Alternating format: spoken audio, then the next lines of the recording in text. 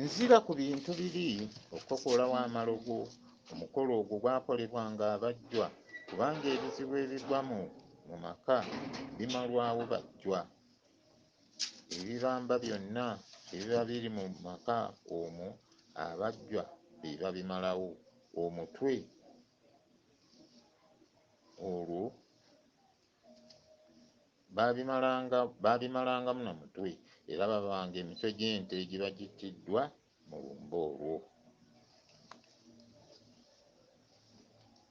Bafunamu mitwe gya nte gyonna eziba zittiddwa mu lumbe olwo.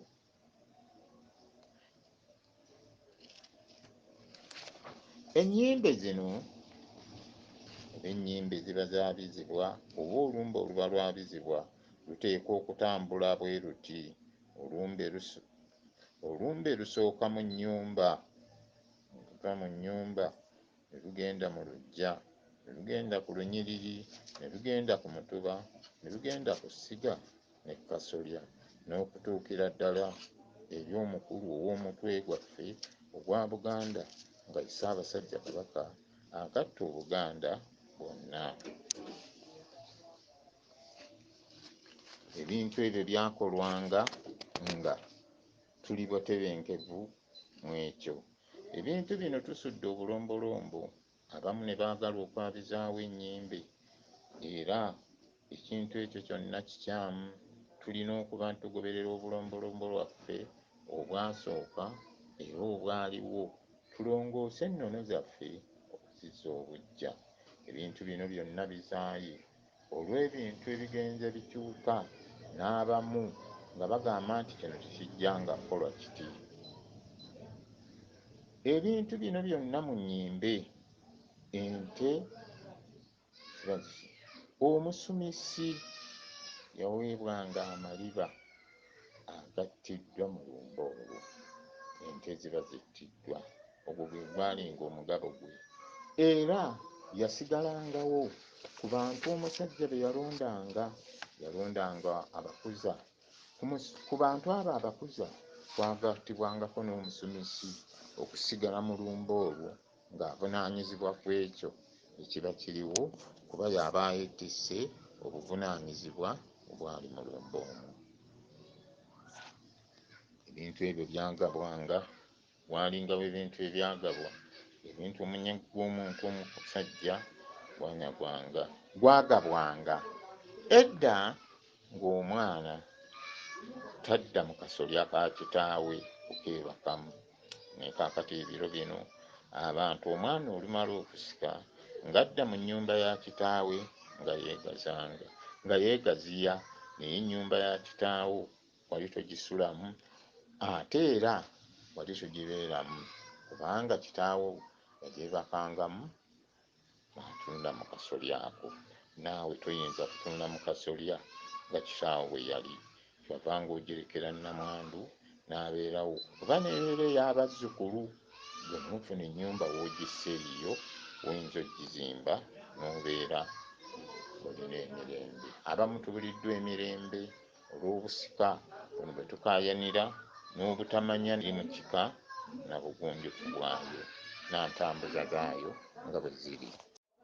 Twetaaga okugenda nga tusengeka ebintu bino n'okumanya n'okwongera okukoowoola ebintu ebyo n'okugaziya ebintu byaffe obutabizza mabega.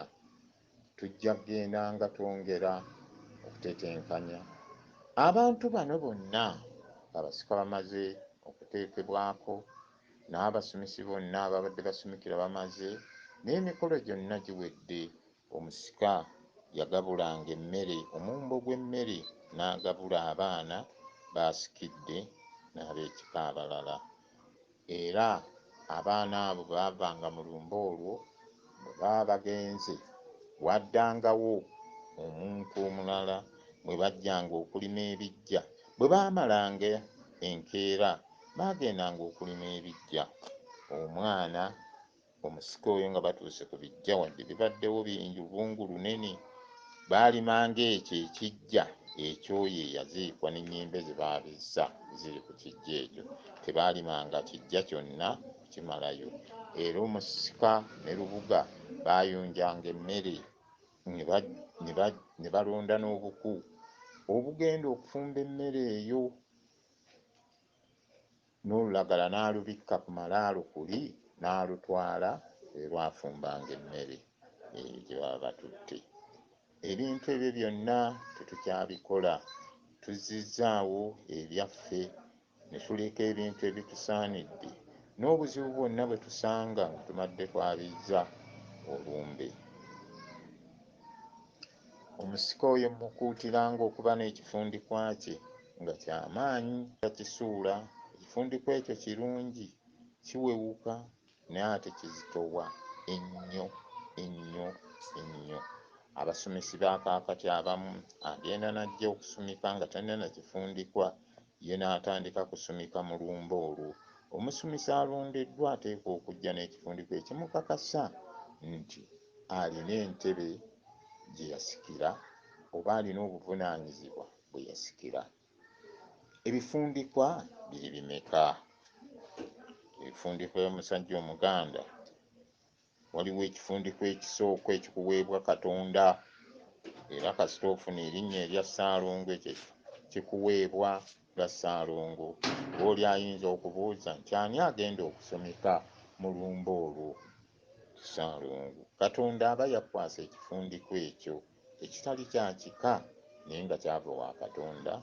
Katonda yakikuwa ekifundikwa ekisooka ekyo. Ekiriba kulambulula ku balongo nakyo ndikyogerako olunaku olundi ne tuba ntulongoosa ennono n'obuvo bwayo nga bwe buli.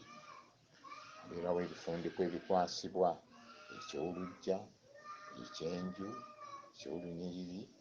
Ate tulinawo n'ebintu ebizze, bayinza n'okulonda taata w'omwana ate okussaako omwana we.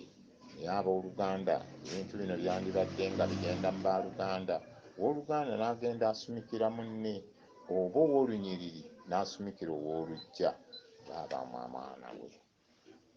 Ate owoolunyiriri alina okumusumika aba wa mutuba, ate ow'omutuba alina okumuteekako aba wa ssiga, n'ow'essiga alina okumuteekako aba wa kasolya. Bannange sijja kgenda wala nnyo, mbadde nsaba nfundikire nga njagaliza abantu bonna okuba obumu, obutatyoboola kika kyaffe, okukyagala naye obutavuma, n'obutagenda wala, n'obutayingirira bintu bitatukwatako. Ffe tujja kukkiriza okusomesa nga tulabye nti buli kimu ekigenda mu maaso kirambulukufu. Okusomesa abantu baffe basigale nga balambulukufu, tuleme kubannyika bunnyisi mu ttosi. Mbaagaliza okuba obulungi, okuba obumu, okwagala ebika byammwe, n'okwagala obuwangwa bwammwe n'ennono zammwe. Mubeere bulungi bannange. Mukama abankuumire byonna.